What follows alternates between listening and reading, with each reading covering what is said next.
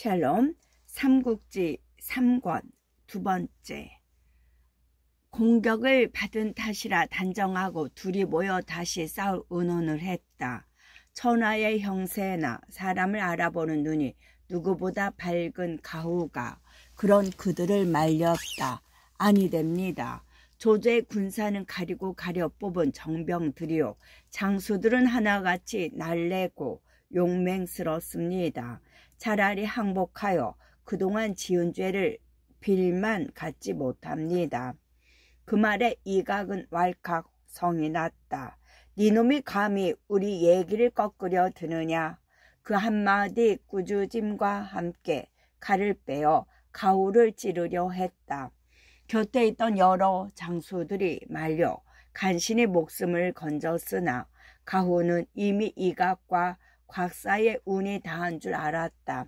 그날 밤으로 말 한 피를 훔쳐 타고 고향으로 돌아가 버렸다.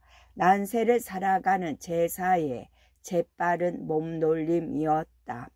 이각은 다음 날로 군사를 몰아 조조와 부딪혔다. 조조는 먼저 허저 전위 조인 세 장수에게 300철갑 두른 기병을 주어 이각의 진중으로 뛰어들게 했다.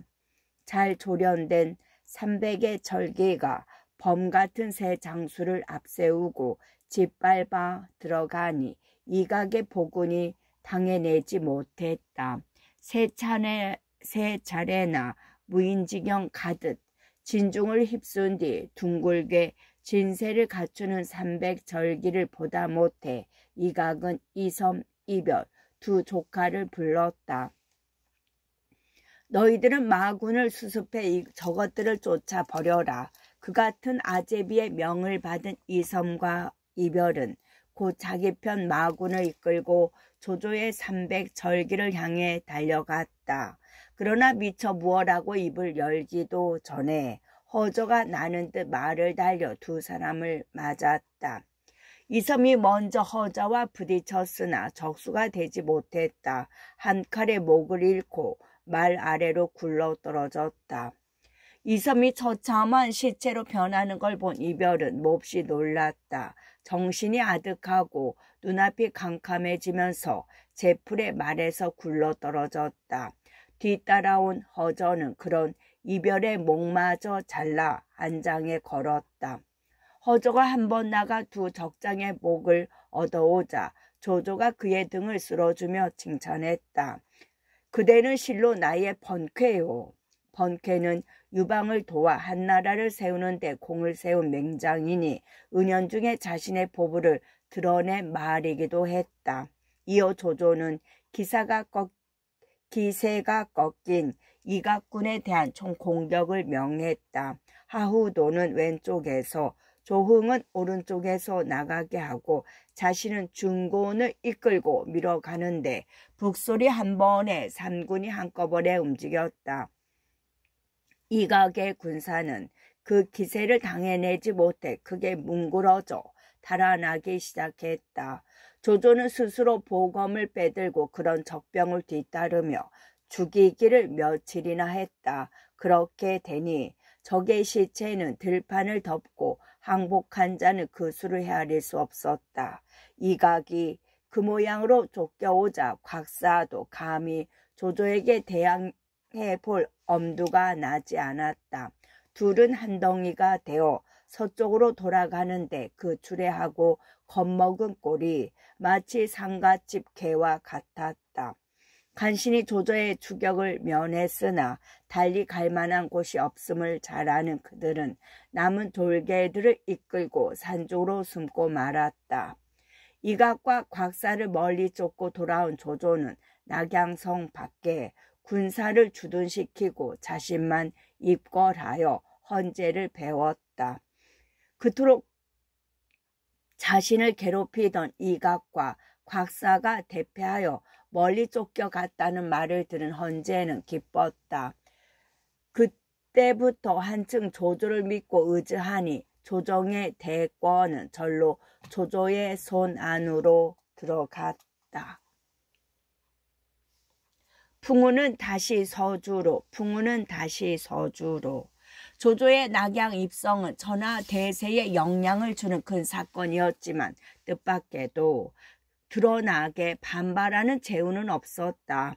처음부터 천하 제패 같은 큰 야심이 없었을 뿐만 아니라 거듭된 성공에 조금씩 안주해가는 공소차는 여전히 자기의 근거지 확보에만 몰두해 있었고, 야심만큼 정치적인 안목이 없는 원술은 조조의 낙양 입성이 가지는 의미를 제대로 알지 못했다.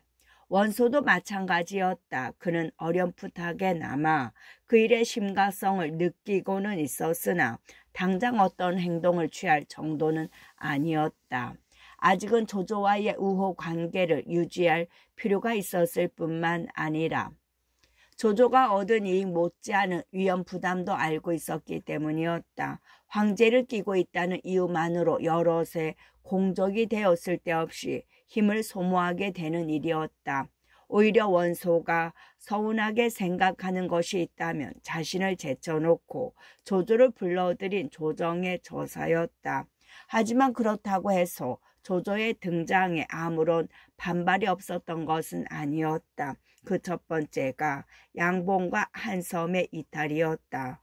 조조가 이각과 곽사를 크게 접으수고 돌아온다는 말을 듣자 양봉과 한섬은 가만히 의논했다. 이제 조조가 큰 공을 이루었으니 반드시 나라의 대권을 잡게 될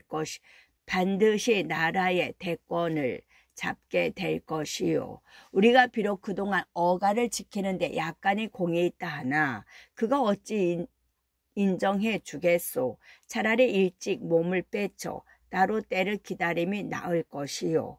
그렇게 의논을 맞춘 그들은 함께 전자에게 정했다.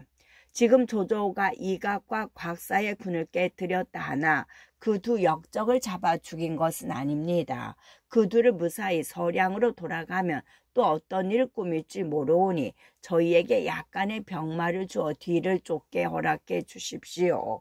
반드시 그 두 역적의 목을 안장을 걸고 돌아와 후환을 없이 하겠습니다.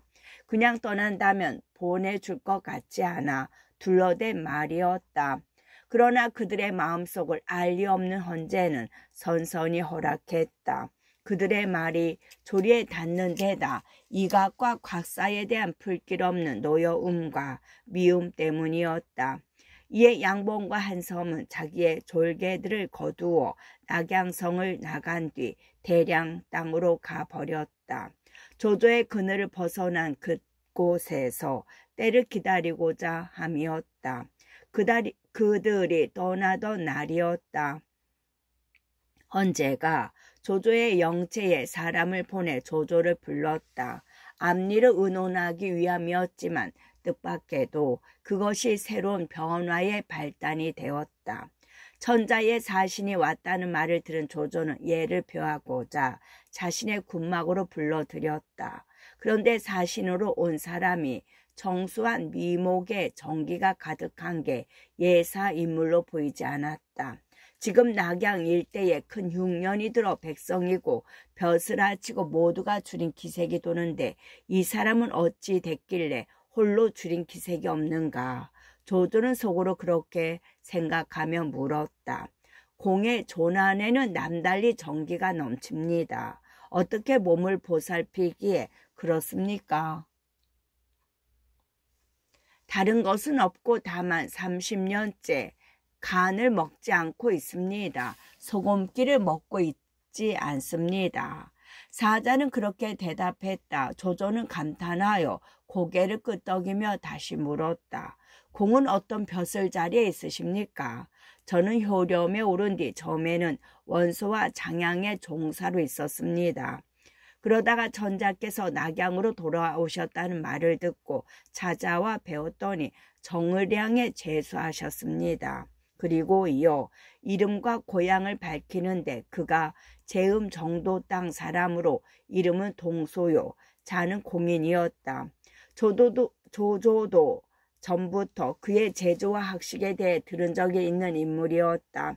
이에 조조는 술상을 차리게 하고 순욱을 불러들여 서로 보게 한 뒤 함께 잔을 들었다.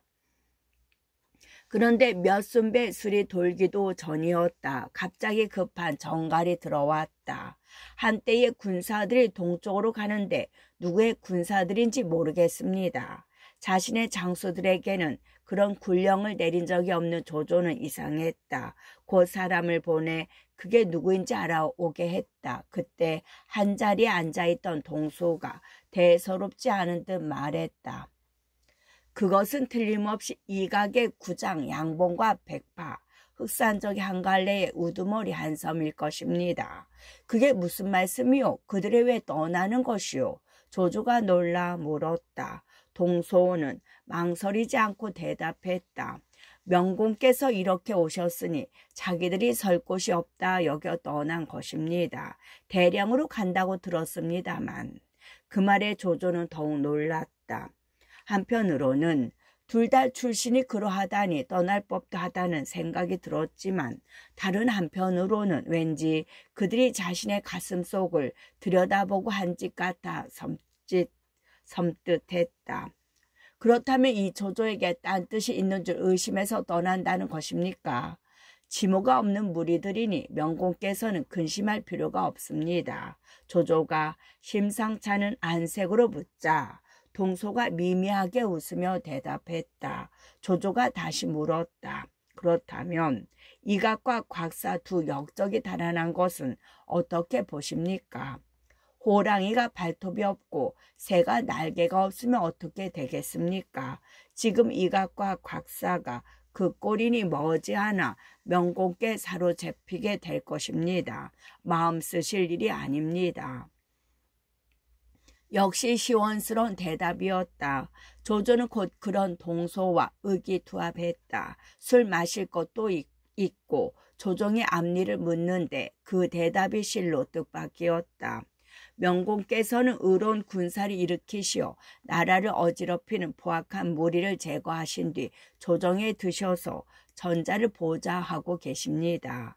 이는 저춘추 시대의 5패자가 이룬 공에 못지 않습니다. 5패자란 쇠약한 주나라 왕실을 도와 폐업을 이룩한 5제후 곧 제환공, 송량공, 진문공, 진목공, 조장왕을 말합니다. 그러나 사람은 각기 남다른 데가 있고 뜻 또한 저마다 같지 않아서 한결같이 복종하지는 않을 것입니다. 자칫 이 낙양에 오래 머물다가는 이롭지 못할 일이 있을까 두렵습니다. 그럼 어찌하면 좋겠습니까? 허도로 어가를 옮기는 게 상책입니다. 그러나 지금 조정은 이리저리 떠돌다 간신히 도성으로 돌아온 터라 원근이 모두 하루아침이나마 변화나기를 바라고 있습니다. 이럴 때에 다시 허도로 어가를 옮기게 되면 중심이 즐겨 따르지 않을 것이나 무릇 비상한 일은 비상한 공을 들여야 이루어지는 법입니다. 원컨대 장군께서는 결단을 내려 행하십시오. 실로 기대했던 것 이상의 소득이었다. 허도라면 조조의 근거지에 가까운 곳으로 전자와 조정을 그리로 옮길 수만 있다면 조조의 위치는 한층 흔들림이 없게 되는 셈이었다. 조조는 기뻐 어쩔 줄 모르며 동소의 손을 잡고 말했다. 그것은 원래의 내 뜻이었습니다. 그러나 지금 양봉이 대량 땅으로 틈을 엿보고 있고 대신들도 모두 조정에만 붙어 지내니 무슨 별난이 있지는 않겠습니까? 물론 어려움이야 있겠지만 그 별난을 막는 일은 쉽습니다. 먼저 양봉에게 글을 보내어 그를 안심시킨 다음 대신들에게는 도성에 양식이 없으니 허도로 어가를 옮겨야 되겠다고 말씀하십시오. 허도는 풍년이든 노양 땅에 가까워 거기서 식량을 옮겨오면 관민이 모두 굶주림을 변할 수 있다 하면 대신들도 따르지 않을 수 없을 것입니다. 동소는 마치 미리 헤아리고 있었던 사람처럼 거침없이 대답했다. 그 말을 듣자 조조는 갑자기 눈앞이 환해지는 듯한 느낌이었다. 동소를 보낼 때까지 잡은 두 손을 놓지 않은 채 거듭 감사했다. 만약 이 조조가 이 일을 무사히 이루게 된다면 그것은 모두 공께서 깨우쳐 주신 덕분일 것입니다. 그리고 그때부터 힘을 얻어 돕 옮기는 일을 여러 모사들과 가만히 의논하기 시작했다. 이때 시중 태사령에 왕립이란 사람이 있었다. 전문을 잘못 밝히 볼 줄 알았는데 어느 날 종정으로 있는 유예란 사람에게 말했다. 내가 전문을 보니 지난 봄부터 태백성이 두이 사이에서 진성을 범하여, 진성은 북극성, 북극성을 범하여 전진을 지나가고, 전진은 은하수, 은하수를 지나가고, 현혹성은 역행하여, 현혹성은 화성, 화성은 역행하여 전관에서 태백과 만나고 있소이다. 금과 화가 바뀌는 형국이니 반드시 새로운 천자가 나게 될 것이요. 아니 그게 무슨 뜻이요? 놀란 유예가 물었다.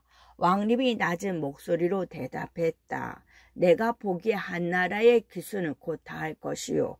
진과 위 땅에 반드시 흥하는 이가 있을 것이외다. 그리고 현재에게도 가만히 상주했다. 전명은 이루고 떠남이 있으며 오행의 이치도 어느 하나가 항상 성할 수는 없습니다. 화를 대신에 흥할 것은 도이니 한을 대신에 전화를 얻을 자는 반드시 도의 방위인 위 땅에 있을 것입니다. 위 땅이란 중원 일대를 가리키는 것으로 조조의 근거지도 포함된다. 하늘이 무심하지 않아서 조조의 가슴 깊이 감추어진 야심을 별의 움직임으로 드러내 보인 것인지 머지않은 한나라의 종말이 어떤 예감으로 와 닿은 것인지는 알 수 없지만 실로 놀라운 말이었다. 왕립의 그 같은 말은 곧 조조의 귀에도 들어갔다.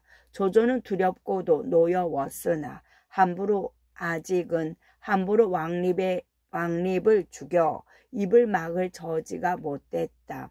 이에 몰래 사람을 보내 왕립에게 이르게 했다. 조정에 대한 공의 충성은 알만하나 전도는 깊고도 먼 곳이요. 함부로 여기저기 말하지 마시오.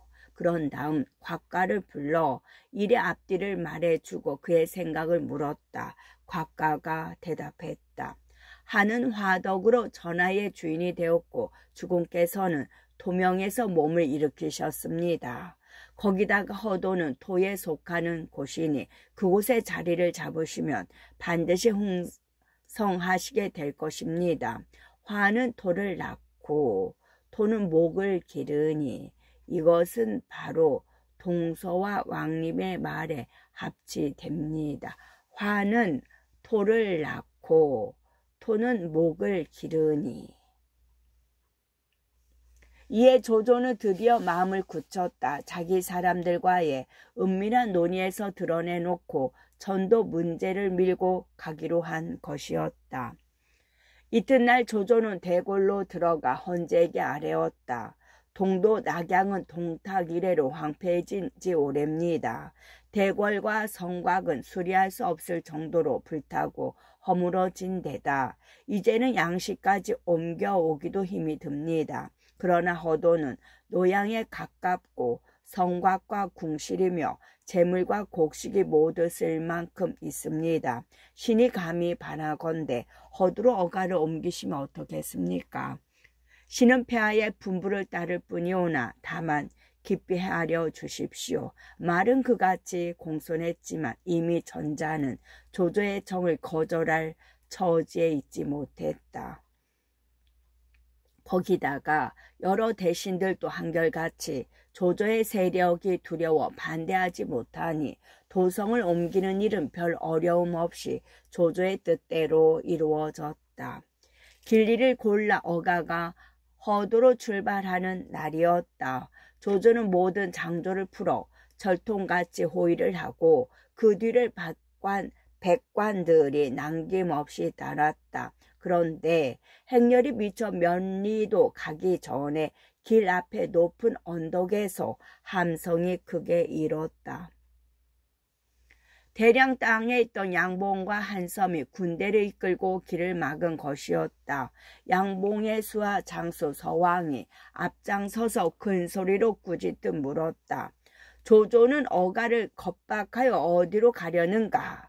조조가 말을 몰고 나아가 보니 서왕의 위풍이 늠름하여 자기도 모르게 아끼는 마음이 일었다. 그러나 그 무예를 보고 싶어 먼저 허저를 내보냈다. 허저가 큰 칼을 휘두르며 말을 달려나가니 서왕도 도끼 솜씨를 뽐내며 마주 말을 달려나왔다. 과연 늠름한 풍채에 못지않은 서왕의 무예였다. 조조의 막하에서도 손꼽는 맹장인 허저를 맞아 싸우는데 50합이 되어도 승부를 가릴 수 없었다. 조조는 더욱 서왕이 탐났다. 곧 북을 울려 군사를 거둔 뒤 모사들을 불러 모아놓고 의논했다. 양봉이나 한섬 따위는 하잘것없는 무리이나 서왕은 참으로 훌륭한 장수였소. 내가 차마 힘으로 그를 꺾지 않은 것은 마땅한 계교로 그를 불러쓰고자 함이요. 누구 서왕을 내 사람으로 만들 만한 계책을 가진 분은 없으시오. 그러자 행군 종사로 있던 만총이 일어나 말했다. 그 일이라면 주공께서는 크게 걱정하실 필요가 없습니다. 제가 서왕과 같은 고향일 뿐만 아니라 전에 한번 만난 적도 있습니다. 저녁 때 소절로 가장하고 그의 영체에 숨어들어 말로 한번 달래보겠습니다. 간곡히 다으려면 그도 마음을 돌려 항복해 올 것입니다. 조조는 그 같은 만총의 말에 기꺼이 따랐다. 주인의 허락을 받은 만총은 그날 밤 이름 없는 졸개에 복색을 하고 양봉의 군사들 틈에 끼어들었다. 누구 할 것 없이 군자가 넉넉하지 못해 졸개에 이쪽 저쪽을 구별할 만한 복색이 정비되진 않은 때라 별 어려움 없이 서왕의 군막에 이를 수 있었다. 만총이 벌어진 장막 틈으로 살피니 서왕은 촛불을 밝히고 갑옷을 입은 채 홀로 앉아 있었다. 알맞은 때라 여긴 만총은 다짜고짜 전막 안으로 뛰어들어 손을 모으며 인사를 건넸다. 예벗은 그동안 무양하신가? 그 말에 놀라 몸을 일으킨 서왕은 한동안 만총을 뜯어본 뒤에야 뜻밖이라는 듯 물었다. 그대는 사냥 땅의 만백령인이 아닌가? 어째여 그런 행색으로 이곳에 왔는가? 헤어진 지가 오래라 만총이 조조의 사람이 된 줄은 잘 모르는 것 같았다.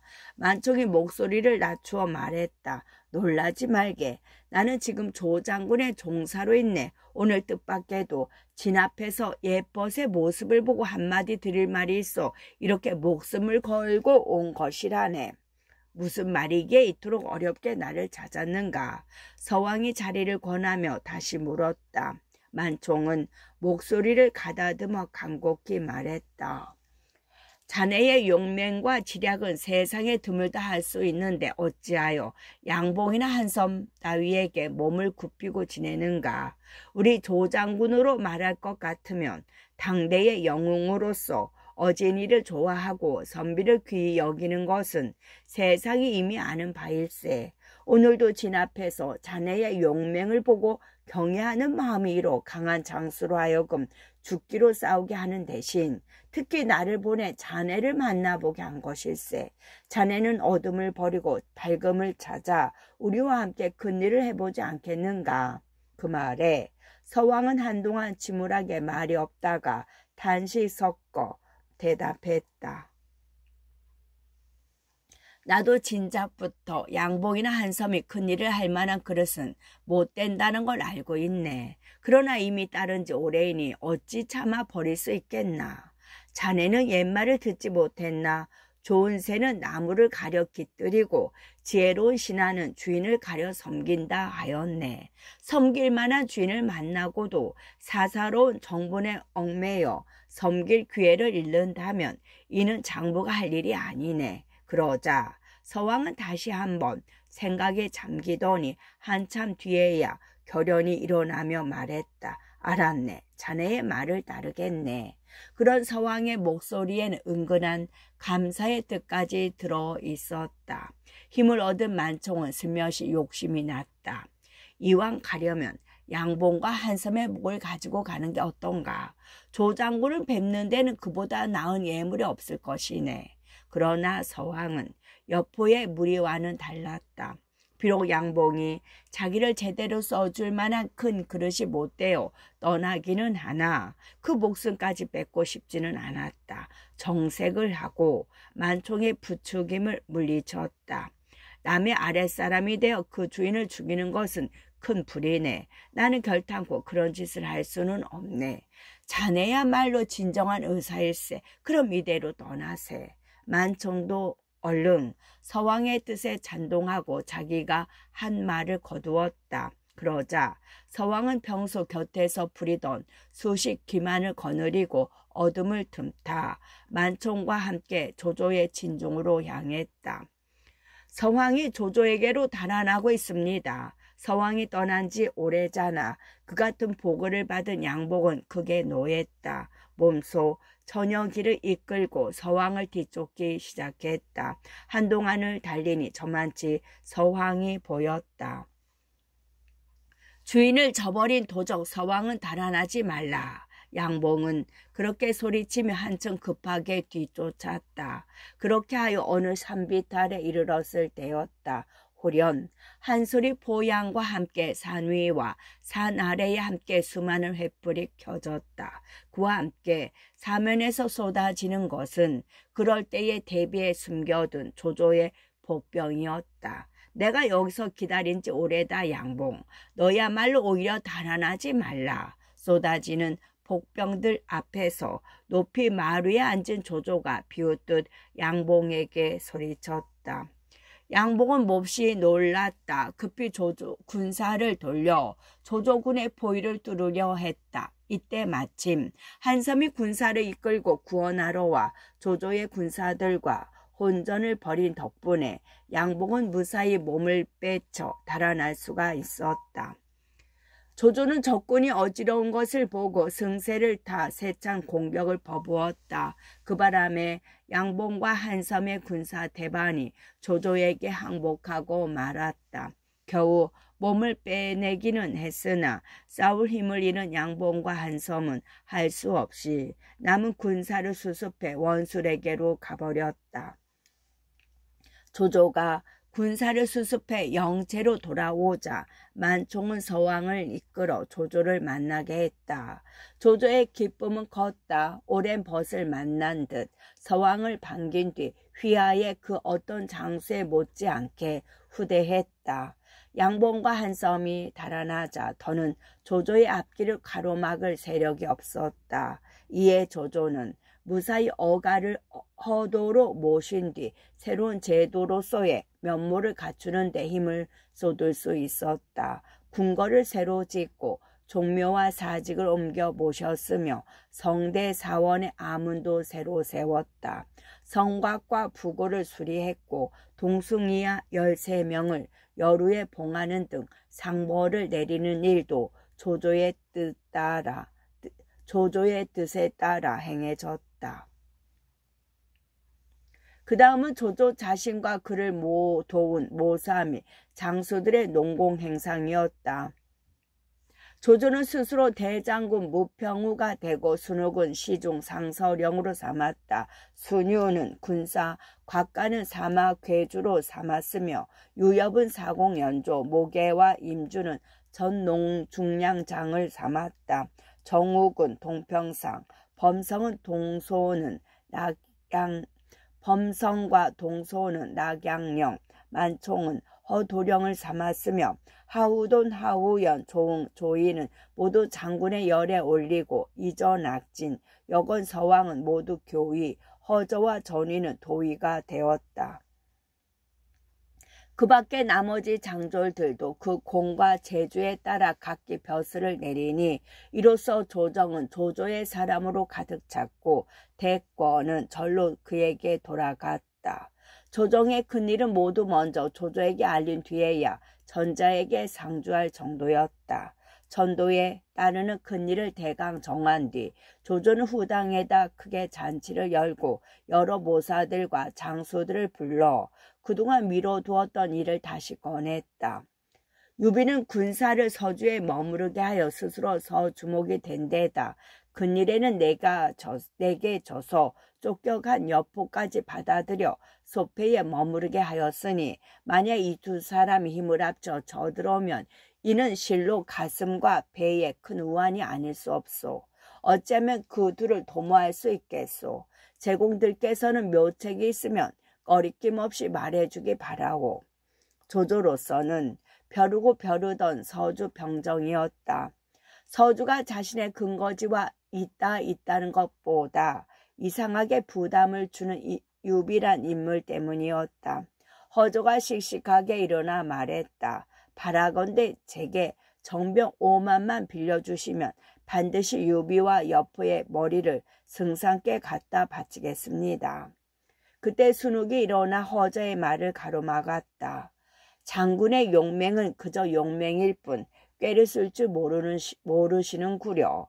지금 새로이 도읍을 옮긴 터에 군사를 쓰는 것은 옳지 못하오. 그러고는 조조를 향해 말했다. 제게 한 계책이 있으니 이름하여 두 범이 한 먹이를 다투게 하는 개교라 합니다. 지금 유비는 비록 서주를 다스리고 있으나 황제로부터 조명을 받은 적이 없습니다. 명공께서는 배하께 주청하여 유비를 정식으로 서주목을 삼은 뒤 몰래 그를 보내 여포를 죽이도록 하십시오. 여포를 죽이면 그에게는 달리 도와줄 만한 힘 있는 인물이 없으니 그 또한 머지않아 죽을 수 있을 것입니다. 일이 뜻대로 되지 않아 유비가 여포를 죽이지 못한다면 이번에는 여포가 반드시 유비를 죽일 것이라고 명공께는 마찬가지로 유리합니다. 유비를 죽일 것이라 명공께는 마찬가지로 유리합니다. 이는 서주란 먹이 하나에 유비와 여포란 두 호랑이가 있기에 가능한 개교입니다. 조조가 들어보니 한살 한 개 화살 한 개 허비하지 않고 유비를 없앨 좋은 괴책이었다. 풍우는 드디어 조용하던 서주를 향해 일기 시작한 것이었다. 그 무렵 유비도 조조가 낙양으로 들어가 대권을 잡고 도읍을 허도로 옮긴 일을 들어 알고 있었다. 유비는 그 일이 가진 심각한 의미를 피부로 느꼈다. 그것은 이제 곧 조조의 시대가 열리리란 예고인 동시에 자신의 오랜 후원자요 의지였던 공소창과 그 동맹군 원술의 몰락을 예고하는 것이기도 했다. 처음 천자가 낙양으로 돌아왔다는 말을 들었을 때 유비는 몰래 공소찬에게 글을 보내 낙양으로 군사를 내도록 권해보았다. 그러나 공소찬의 대답은 너무도 실망스러웠다. 현재의 뜻은 고마우나 아직은 때가 아니라고 생각되네. 우선 내가 낙양으로 가려면 도중에 원수를 지나가야 하네. 원수는 나와 원협을 가진 지 오래이니 순순히 길을 내줄리 만무일세. 끝.